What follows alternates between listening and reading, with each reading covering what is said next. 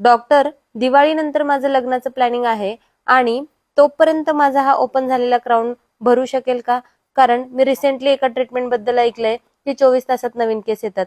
अशी ट्रीटमेंट जर तुमच्याकडे असेल तर प्लीज मला गाईड करा, आपण तीच ट्रीटमेंट करूयात. 27 वर्षांचे एक मेल पेशंट आज सकाळी नाशिकवरनं हॉस्पिटलमध्ये आले होते. त्यांची ही डिमांड ऐकल्यानंतर मला थोडंसं हसायलाच आलं. मी त्यांना सांगितलं की या 24 तासांच्या ट्रीटमेंट बद्दल आपण थोडा वेळ बोलायला नको, परंतु हेअर रिग्रोथ सायन्स काय सांगतं ते मी तुम्हाला नक्की सांगेन.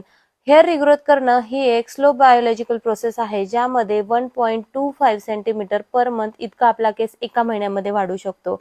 आणि जेव्हा आपण हेअर रिग्रोथ वरती काम करत असतो त्यावेळेला फॉलिकल्सला गरज असते रेस्ट, रिपेअर आणि नवीन स्ट्रँड प्रोड्यूस करण्यासाठी स्पेसिफिक वेळ देण्याची. खरं तर हेअर रिग्रोथ ही फक्त कुठल्याही टॉपिकल मॅजिकल सोल्युशन वरती होणं अशक्य आहे, कारण त्यासाठी तुम्हाला वेगवेगळ्या आस्पेक्ट्स वरती काम करावं लागतं. जर पेशंटला न्यूट्रिशन डेफिशियन्सी आहे, हार्मोनल इम्बॅलन्स आहे, किंवा स्ट्रेस टेन्शन आहे, DST ट्रिगर झालेला आहे किंवा जेनेटिक हिस्ट्री आहे, आणि त्याहीपेक्षा सर्वात महत्वाचं आणि हेअर ट्रीटमेंट्स मधली एक फॅक्ट मी तुम्हाला सांगते, जर फॉलिकल्स असतील तरच आपण हेअर रिग्रोथ करू शकतो.